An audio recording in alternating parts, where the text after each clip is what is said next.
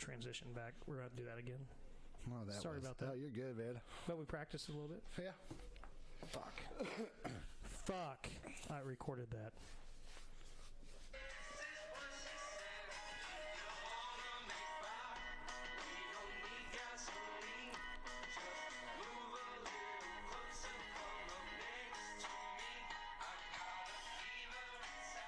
And welcome to No Fucking Offense, as I like to say to people who don't like the word fuck. Welcome to NFO.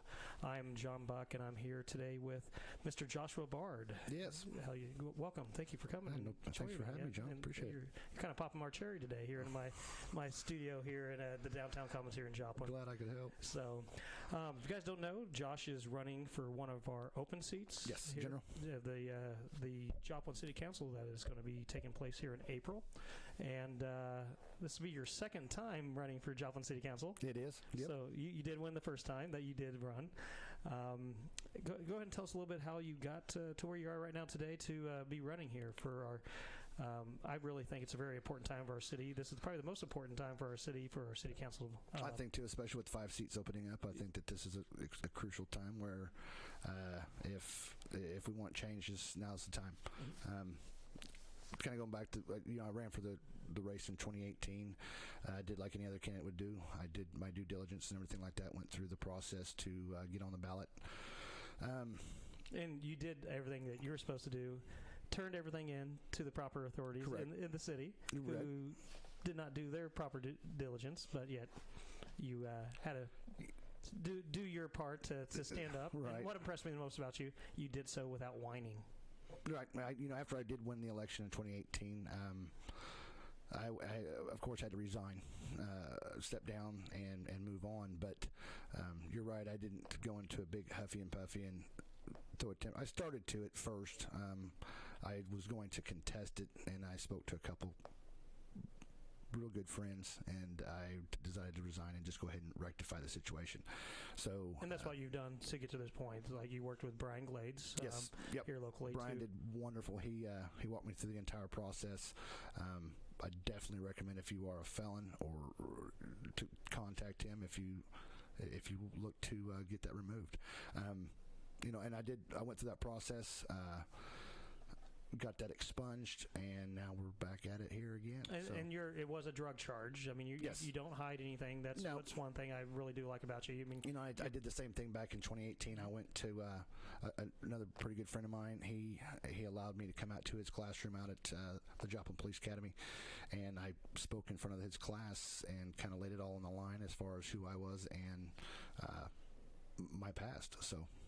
And I mean, I think that's a really good attribute to actually have to own it. Of course, own what anything mistake that's happened. Sure. And that's the type of people I want in my government. Right. So that's what one of my questions were for you today is, like, why do you want to represent me and others here in Joplin? Like, it's changed, I would say, from 2018 to now. Mm-hmm. I love my city. I love Joplin. We have, if there ever was a city to show resilience, Joplin is definitely it. You can definitely see that after 2011. And then just over the 5 years prior from today, over the last 6 years, I'd say, I have built a platform that shows that I do care about our city. I care about our school district, and I think it's time for me to try and go and change our city into what I think would be better. If you could pick one singular issue that you could change right now in Joplin, what would that be? One issue. Transparency with funds. I think that I think the transparency needs to be there. No more shady stuff. I would love to see the trust built back between the community and the city itself. Mm-hmm. Mine would be street lights. Street lights? Yeah. I mean, it's nothing bad happens in the light like that. You start getting, my personal thing is you light up the dark areas. It's going to help get rid of I think they're working on LEDs right now. Correct. All through this. I mean, it needs to be like, one of my hobbies is urban hiking. I like walking through metropolitan areas. Sure. Concrete jungles are just great for me, especially late at night, which I don't recommend.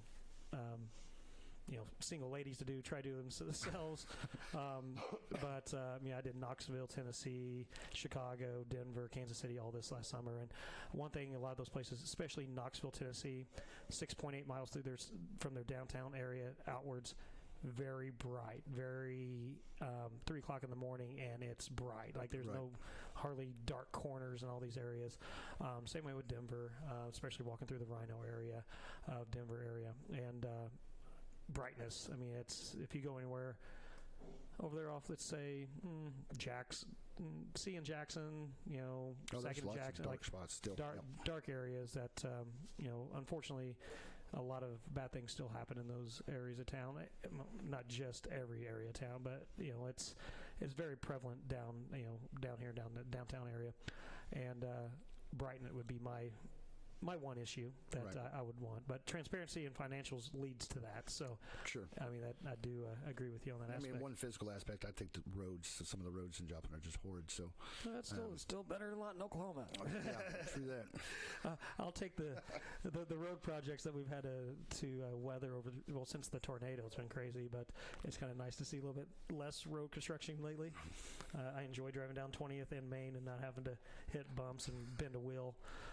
Like I did twice, but so that is for you to come and represent me in that. Like I really do believe that people can be a little bit more approachable to you, and you actually a little bit more listen to what their concerns are, and to represent the average, I would say, citizen of Joplin. I think you would fit that. I think that that's I can definitely associate with multiple levels of people.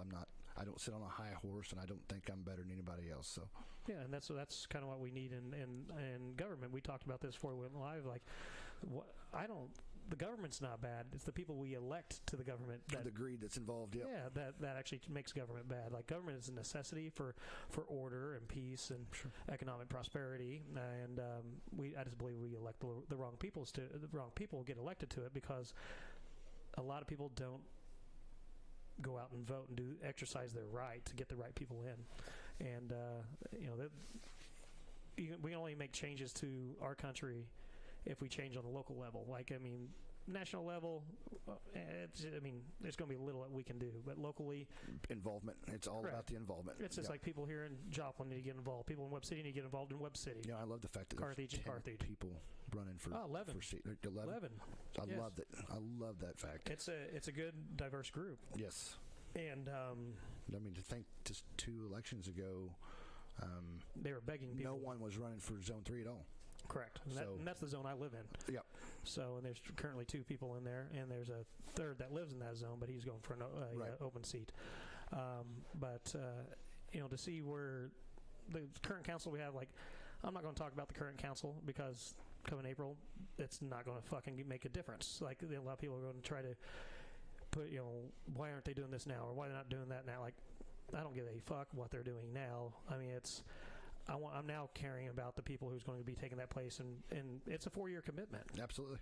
And I think Monteleone's actually a 2-year commitment because it's a half seat. Yeah, because so that one would be 2, but mostly you have to have a 4-year commitment to it. Right. So to step up and saying you're going to commit to your city for 4 years, I give you a round of applause. Well, thank you for that. That's something I wasn't willing to do, for sure. So, but I want people to get to know you a little bit more, not just about why you're running for Joplin, but who you are. Sure. So I came up with a list of questions and stuff like that we're going to try to get you to know Mr. Joshua Bard a little bit more. So as we go through this, we'll get to learn about it. So I'm ready. Growing up, what was your first W-2 income job? I think I was construction, actually. When I played ball in high school and then worked during the summertime, so I would be construction work. Right, and it's like residential, commercial? Just residential. Yeah, just swing a hammer and workhorse. Exactly. Just make a little extra jingle so I can go get drunk. Oh, well, hey, what was the legal drinking age then? 21, I think. Oh, man. Hey, but at least you admit it. That's right. Hey. It ain't going to be like Bill Clinton, like, I did it in hell. Exactly. Like, bullshit, motherfucker. You did in hell. Just be a regular human. Just admit that you inhaled. That's right. You got to work to drink. Yeah, my very first W-2 income would be Four Seasons Sports Complex and then Jim Bob's. That was when I was 14, 15 years old, and I saved up enough money working at mostly Jim Bob's to save up and buy my very first car. It was an 84 Honda CRX. I bought a 1983 Chevette. Four-door Chevette, two-tone brown. Did that 5-speed thing was awesome. But that was something you paid for with your own money. Oh yeah, $500. Mine was $1,500. Yep, $500. And then I wrecked it 2 weeks after having it. But that's a whole other story. But let's say right now, what would you say is your worst habit? Cigarettes, smoking. Smoking? Yep. So let me ask you a little bit of opinion about that. Since the federal, I think it's they just changed the smoking age to 21. Yep. Now, is it silly, you think, because of personal choice? Because now you've already admitted it's the worst habit you have right now as an adult. It's a habit, yes, but I don't think the government should come in and say, "Tell me what I can do and can't do." They're not telling you can't. They're just same way with the alcohol thing. I think that it's 18. But have you ever served me as being an ex-bar owner? I don't want 18-year-olds drinking with 22-years. Well, that's a good point there. Well, and you got the gray area, the gray laws, thing, all that going in. So that's the thing is, like with me, having people even young, like I can barely fucking put up with 21-year-olds drinking. I mean, it's of course my opinion. Let alone 30-year-olds. Man, but that's with me smoking like. If it prolongs them to creating a bad habit that goes longer on in their livelihood, that does affect us in overall health of our community and our country, I'm okay with that being limited. And I don't know if it's the vape or whatever crap that started this whole movement or whatever. Of course it was. It was big tobacco was fighting for this just as much as... It's one of those things where most youth try cigarettes at 12, 13 years old. That was when I tried my first cigarette, was 12, 13 now, years old. Now, do they get easier access to it because more people they go to school with are 18 and then it trickles down? That's I didn't delve into it that deep, but I know that 12, 13 years when you try your first cigarette. So I was 14 and I snuck it from my grandpa, tried it once, fucking burned. Yeah. I can count on one hand how many times I've smoked on a cigarette. Like, it sucked. Like, for me, it's just not my deal. When I go to states with legal marijuana, I have no problem doing that. So, Colorado, Illinois now, I like your states. But I don't get the effect of tobacco. But also... the way I see it, it's a chisel. Whether it's bad for you or not, it's still a chisel. For the government, it's just... To me, it's just a chisel. They keep chiseling. I mean, look at it. They didn't eliminate your ability to buy tobacco. No, but they eliminated the 18-year-olds that already currently are 19, 20, and 20. Well, 20. But, are they grandfathered in? Or they now quit, don't they? I mean, and then it helps overall health of the community a little bit. So, or not getting people as addicted to it. We're just a bunch of pissed off 18, 19, 20-year-olds. I mean, I've always seen pissed off 18, 19, 20-year-olds. It doesn't matter if it's tobacco or not. They're usually pissed at their parents or pissed or something. It's just, I've seen a lot of, again, owning a bar, you get those 18 to 20-year-olds always trying to sneak in or get in underage drinking. The laws are there. Of course, they always try to find ways, and they always will find ways. I mean, it does. But you're always going to have that gap that there's going to be illegal activity between something that's legal to buy at a certain age versus when it's not legal to have whenever you're underage. Like, it's just being moved up a little bit, hoping to filter out the people who get addicted to it. Like, because the tobacco industry has poisoned our community. I see their point. I definitely see the health issue or the reason why they would do it for that way. But if we counted on capitalism to fix that, they would take it all the way down to 15-year-olds. 27 or 12. That's what. Yeah, I mean, they would take it all the way down to that and say, hey, they're going to try it anyway. Let's go ahead and sell it to them, and then you get greater amount of people on it. That's like voting. Mm-hmm. It's just go ahead and let them vote at 15 too. Then. Man, You see? So I mean, I really think that we need to take. They both sound absurd, don't they? Very much so. I mean that's voting. If you can go fight for our country, you should be able to vote for our country. But no one, a lot of people use this as a argument. It's a pretty good argument. But if you can go die for a country, you should be able to drink or smoke. But however, whenever you're entering the military, you know you're going to have to give up some things, and the ability to Smoke to do so. Yeah, I mean, they know that going into that. So, I mean, it shouldn't be any different. So, for me, I am a non-smoker when it comes to tobacco and products. I believe tobacco products doesn't have any positive qualities to our community. So, I'm okay with it being pushed up. Someone's got to do it because corporate America is not. They want the money. They want the profit. Again, it comes back to government and having the right people in government making the choices for the right reasons.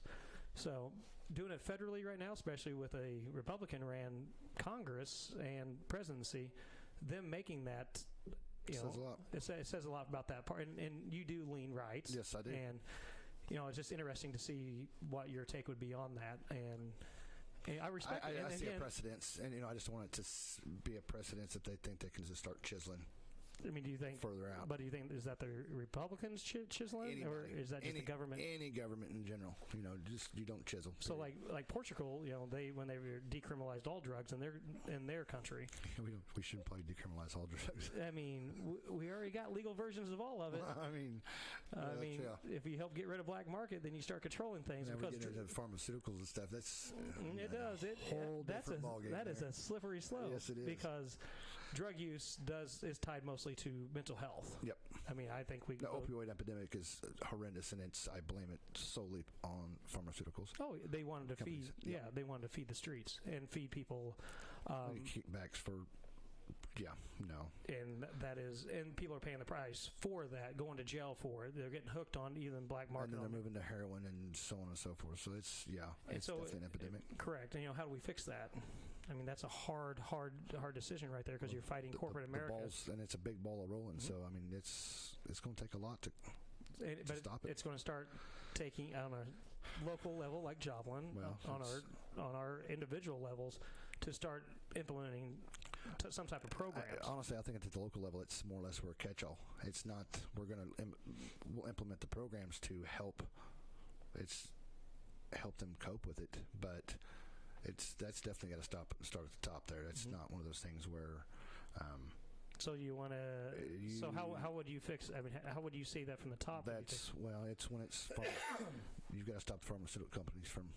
But it's hard to stop them when they're putting so much money into lobbying for our government and laws and rules. And, right. It's just a hard thing. So I mean, it's definitely something. Yeah, that's a cool little rabbit hole we got to go through. So. I think especially as a previous act myself, it's one of those things where it's definitely something and it's not just at the top or the bottom. I think everyone needs to be involved in that one because, like I said, it's a big ball, and it would take all of us to stop it. So. I agree with that. Yeah. And it takes a lot of helping one another to do so and being positive influences in people's lives around you to help get them out of those dark areas. Right. Again, bringing light in dark areas. Hand up. So, all right, let's go on to my next question. This one's a very serious one. Okay. Super serious. If you go out on a night on town and go for karaoke, what is the song you choose? I've got friends in low places. Garth Brooks. I mean, I think you and 70,000 people in Arrowhead would agree on that on that last Sunday, and that was a very impressive deal to see everybody singing that song together. It was almost brought tears to your eyes to watch because it's such an American song. It is. It's iconic. So I respect that one. Mine is Mr. Brightside by the Killers. So that is my go-to song. So that was very important for people to know to make sure it wasn't like Hotel California or something like that. I mean, you may have lost my vote if you would have said that. Don Henley's a dick if you don't know. So, what else can we say? What is something that people get wrong about you? You would say, like, if they the assumption about you, or if they're voting, they're like, I'm not going to vote for Josh Bard because blah blah blah. What would be you think that assumption is? The obvious. I mean, you're just such a dashing, good-looking guy. No, right? I mean, that's what I go with. I mean, I wish I could grow your beard. I wouldn't vote for me. Is that what you're asking? I mean, like, what would there be assumption they get wrong about you that may affect somebody voting for you? I'm a felon. X. I know. I mean, it's not even on. It is expunged. That's right. So. But do you think that their assumption that you're a felon that you shouldn't represent them? I would say that's a wrong assumption about you. Absolutely. The assumption would be that that a felon can't represent, or someone that's got a history or a past can't represent the community. Yeah, and for me, that's I want some people that have that sitting in decision-making places. I wasn't born with a silver spoon. I've never had a silver spoon. I wouldn't mind trying the silver spoon side of life, but that's not who I am, and that I would say that's the assumption. When I first started to get the expungement, and of course the paper wrote about it and stuff like that. He's just rich, blah blah. What? Yeah. Hey, I've heard some of the comments that I read. It was just like, wow. That's not right. I've read some comments about me on Facebook, and after reading them, like, do these motherfuckers even know? First of all, do they even know how to spell my name? Secondly, like, where do they get their information? 'Cause right. I didn't even know that. Like, I will own that if that's true. Like, yeah, he's just rich. I was like, no, that's not even right. What's going on here? There's a lot of assumptions, which is really crazy. But yeah, I mean, I would say that it would be an assumption, something they get wrong about you, and they would think that someone who's made a mistake in their past and has paid your debts to society. I think that's the biggest thing too. It's one of those things. That's one reason why I'm finishing this process. I could have got an expunge and just been done with it, or not even expunged it. Just say, you could have just crawled back and felt defeated and say, fuck it, like, I'm not going to do it. Fuck this town. Fuck this city. And I think the biggest thing is that it's the example it's setting. I remember when I was going through tough times trying to get out of quitting methamphetamine or anything for that matter, the depression, and when you try to go find a job, get a good job, it's hard because you do carry that weight, and you think you're worthless, or just no chance in hell that you're going to find your place. And I think that this is huge. This is important that I finish this process because of the simple fact it's the example that it sets that your past doesn't have to define you. Yeah, it doesn't have to define your future at exactly. all. And I will tell you this right now that you probably don't even know it, but I have a friend, I'll remain him nameless, that he is an ex-felon. Had methamphetamine charges from 12, 13 years ago. And you doing that and going and getting expunged has gave him hope, because since then he's been clean. He's had a great job, started a family, bought a house, did all kinds of stuff, and now he is a productive part of our society, and he has very much he has hope to get that expunge off his record now just because he saw you do it. And you've never met this man. You don't know him, but I do know from him following what you've gone through. You have set. I've got a few calls and a few messages and stuff like that. How do I do it? How did you do it? Who do I call? How do I get it started? And isn't that the definition of leadership? Yes, right there to do so, to help people in our society that's made bad choices in the past. Hand up. Who wants to do better and follow your lead. So that's bravo. That's what I liked. That's one reason I wanted to ask you to be first on here. There's going to be a lot of people surprised that I asked you first, because people assume that I'm a left-wing liberal crazy guy and you're a complete right-wing conservative crazy guy. I'm nuts as can be. I own the nuttiness that I am, but also I like the greater good, like I do, with accountability, with hands up, not hands out. I like that your mindset on that. So that's where I respect you, and that's why I wanted to have you here. So going into that, man, what do you do when you feel burned out? Because especially going into a public position, take a little sabbatical, and just go out and you're a hunter. I hunt. You're a hunter. That's one of the big. Yes, I hunt 4 months out of the year for sure. My wife is tired of it by the time I'm done, but yes, that is definitely a sanctuary. I'm able to get away once or twice a week and just be with me and God, man. And I think that's more relatable to some people that chose to go to the voting booth here in Joplin.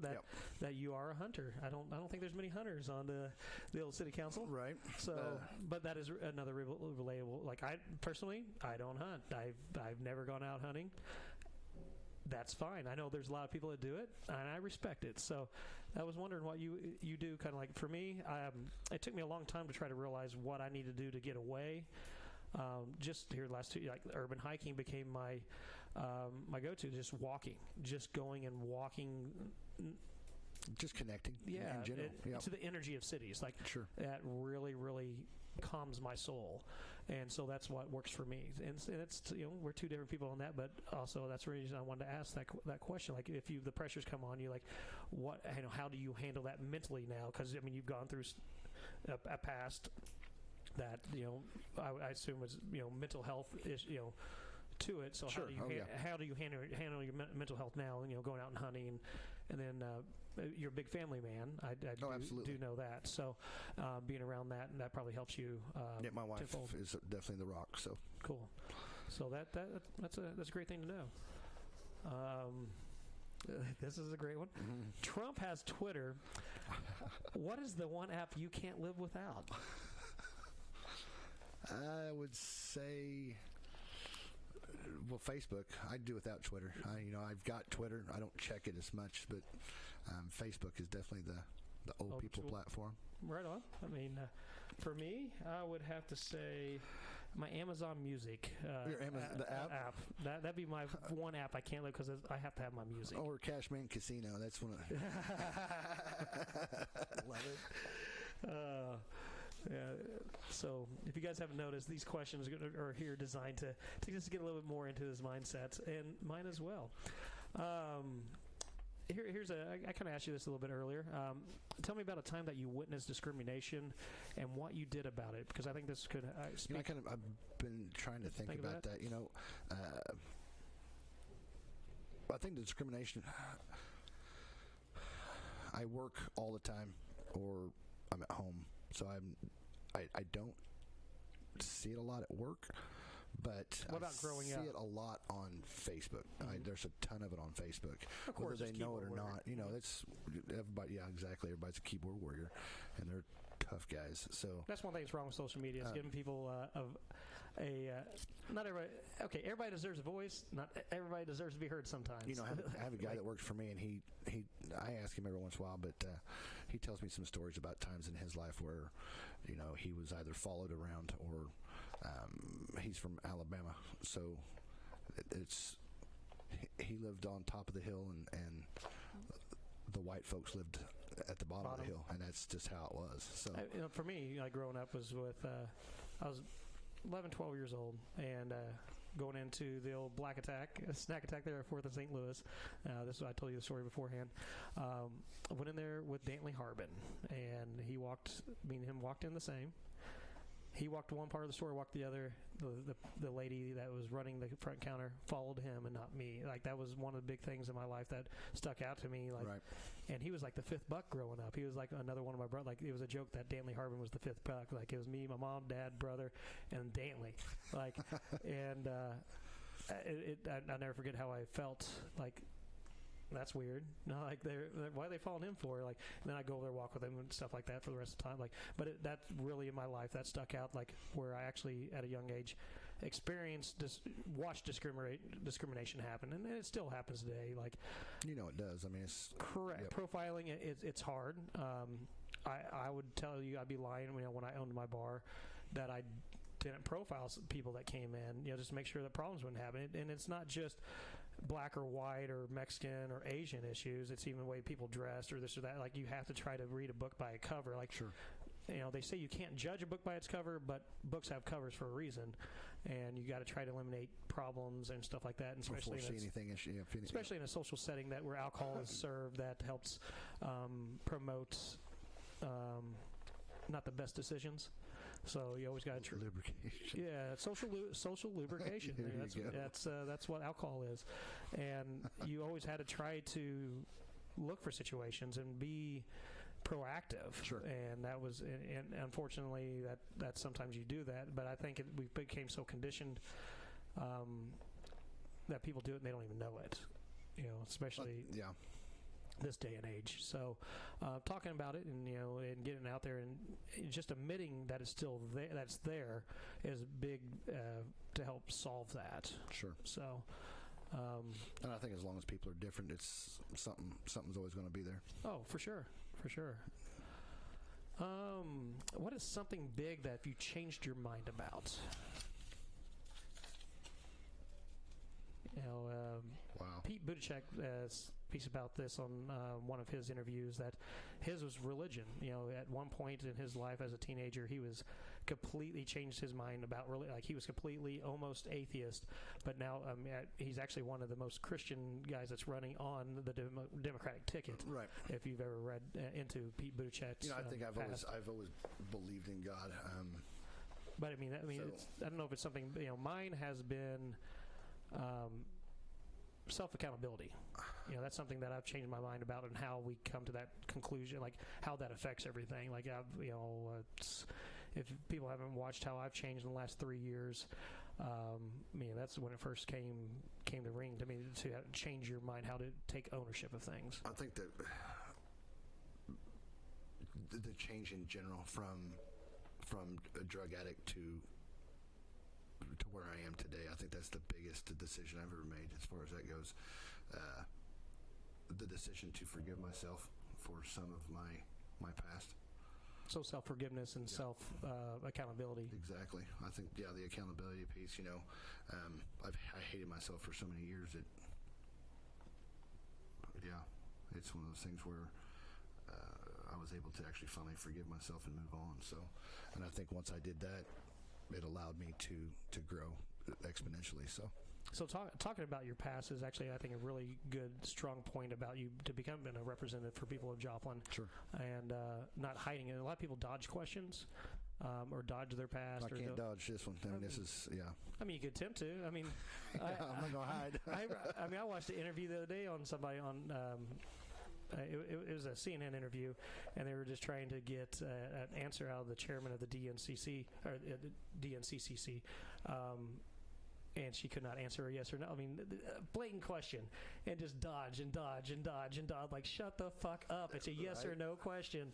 But again, that's politics. They don't want to give yes or no or definitive answers or anything that makes them have egg on their face. But I would say that's what makes you a good quality for a candidate. So how many hours of sleep do you require a night? Since you're going to be working. Let's see. Representing Joplin. At least 6. I usually get about 6 or 7. Well, that's I would say 8 really improves my mood. 6 affects my performance. I don't think I've been able to sleep a full 8 hours for quite a long time now. I can't sleep past 5:30 or 6 in the morning, so I'm up before I go to bed at dark, and I'm up before daylight. So, what is your regimen when you wake up? I get up and I make coffee and I sit outside and read and smoke cigarettes and. What's something you read? Do you read like news, or do you read a book? I usually read a lot of news and stuff like that. Just getting up. Yep. So try to decipher through all the BS that's been shoveled the previous day. Where do you get most of your news source from? All of them. Everyone? Yep. From anywhere from Fox News to Young Turks to Al Jazeera to CNN? BBC. All of them. I mean, it's all over the place. Yeah, I'm a Young Turks fan. Are you? Yeah, I like watching that because they'll bust balls on both sides of the line so bad. So, but it's also truth. That's one. Also, I like watching Al Jazeera for world news. Like, especially what's going on in Russia right now, which is completely crazy, and a lot of people, it is crazy. Man, talk about a power move. Yes. So that neither here nor there, but that guy is. You need to watch out for. It'll be interesting see how this plays out. For mean, to try to give the power back, a lot of the power back to the prime minister and the parliament when the president's going to have to step down in 2024 back to a role that he's already had before. I mean, that's a power move to get the whole government to resign so you can change their constitution. Yep. So that's a huge power move. thank you for living in the United States. This is one reason I like it. And again, that's why I no matter Republican, Democrat, Independent, Love America, Libertarian. period. I mean, we all hit the genetic lottery being born here. Yes, we did. I mean, it is lucky. Like, I've been throughout the world, and I've been to places I like better. I'm not going to lie. Like, I love Montreal. I wish it had Missouri weather. I just love the atmosphere and the energy of it. But I like living here in Joplin. I know a lot of people don't. I mean, I love Joplin. It's easy to live here. It really is. I mean, I can't. If I could go up and move anywhere in the world I want to right now, like I literally can. I have that less of ties tying me down to Joplin anymore. However, I can't take my friends and family with me. That's hard to implement, Sure. to take all that, especially when you're in your late 30s. So it's a good place to live and travel from. That's the reason I'm still here in Joplin. I actually love Tennessee. It's crazy. That's one of my best friends just moved to Knoxville, and he just loves that area. And after looking at everywhere, because he can move anywhere in the United States, he can move anywhere too, and that's where he elected to, and it's a very attractive area. But Joplin's in a very unique place in the United States. We're at the crossroads of the United States right here, and right in the four-state area. We have a lot of uphill battles in front of us.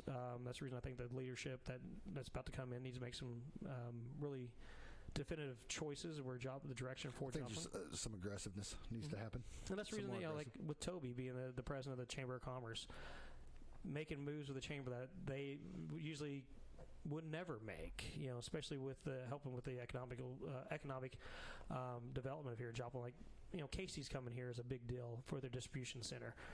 Bringing that many jobs. That's what's the average, about $52,000 a year job out there. I think that's what it was. Around their Yeah, I think distribution center. Yep. Bringing that to Joplin is a big deal. It's a big investment. Their building permit just for their project is more than all the building permits for Joplin last year. So, if that doesn't speak volumes, I don't know what does. So, bringing the flight to Chicago from Joplin, I know right now that we are subsidizing that, but it helps bring other development to Joplin. I really respect, having that hub here. I fly out of Joplin 90% of the time now because I flew out of Joplin when I was, I couldn't have been 7 or 8 years old, to St. Louis out of Joplin. Yep. I enjoy the not having to pay for parking and don't have to drive. I would like to see at least a couple dollars charged for parking. I think that would help tremendously as well. Yeah, it's fair to help off. But for me, I love not having to pay for it. Exactly. Perfect. And I get to get home in 8 minutes after getting in my car. But that does enable me to put into a cost factor of travel costs. So if I don't have to pay that $60 or $70 like traveling, like I can put that. Okay, I can fly out of Joplin. Yeah, it costs me an extra $100, but I'm not paying the gas. 4 hours of my time of driving plus the parking. It's cheaper for me to fly out of Joplin than MCI. Right. So I do think that's pretty attractive. So. Okay, man, we're almost here to the bottom of it. Usually this is where I would try to ask if anybody has some questions to go live when we went live, but since we had to record this, we really don't have much of that.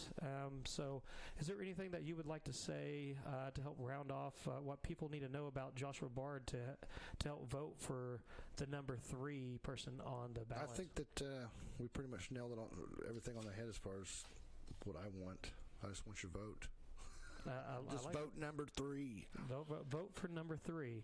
And in one elevator pitch, why should people vote for number 3? Because I'm the right man for the job. I like it. I like the confidence, and I like that that you have an open door policy. Absolutely. Anybody can come and talk to you, and that's it. I mean, if you want to ask questions about my past, or if you have issues that you would like to resolve nicely, I'm all for it. In a civil manner, to have a good conversation and do so. And that's why I would like you guys to get to know Joshua Bard, and for your decision coming, is it April 7th? Yep. April 7th for Joplin, and looking forward to that time. So, one question I did have about the city manager position, it's almost been a year now that we haven't had a city manager. Right. We have an interim. I mean, do you think it's the problem with the current leadership, the process? Like, what is taking so long, do you think? And creating this obstacle to get a leader in that position? I'm not for sure. I haven't followed it that much since the last go around. I don't know if there's an application problem or if people just don't want to come be city manager of Joplin or what, but I thought we had some pretty good candidates this last go around, so I'm not for sure exactly what the thought process was behind that. So, I mean, as a if you get on that council, like the first thing that we would want to address would be that position. You would think and get that it we done would, fast yeah, as possible. Absolutely.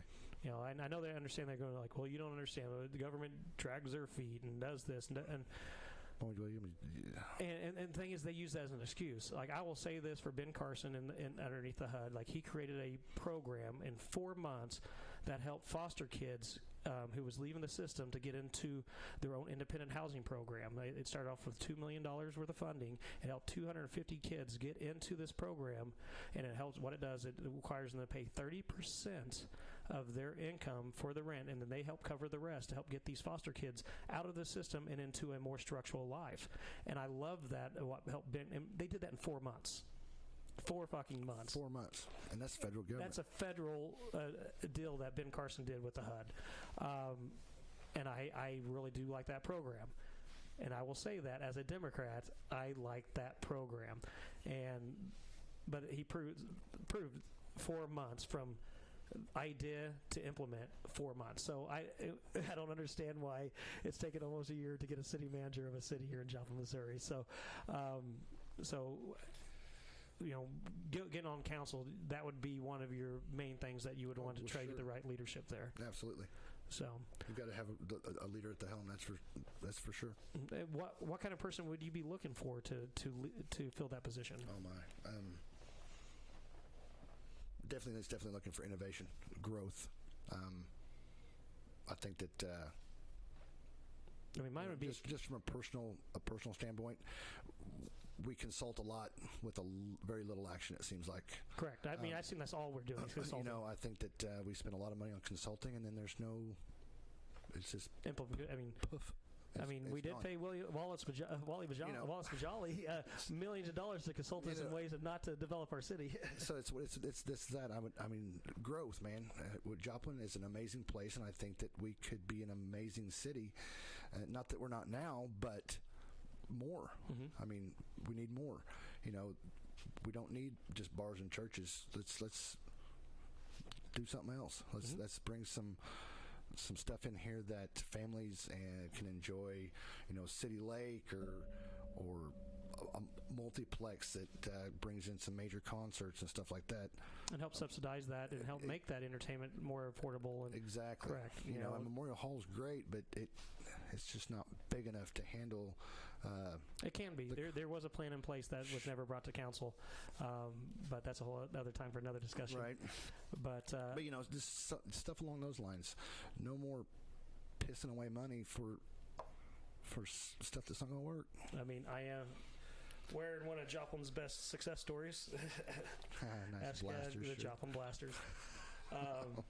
But yeah, so guys, I just want to make sure you got introduced to Joshua Bard. So I do appreciate you coming on NFO John, today. I appreciate it. Sorry for a little bit of technical difficulties at first, but we worked through it, got this recorded, and we hope that people get introduced to you and reach out. So if someone need to get a hold of you, how would they do so? Now they can DM me on Facebook or email. Yeah, email me. What would be your email address? jbsrocksolid@gmail.com. All right, so you no hate mail. Nothing. No hate mail whatsoever.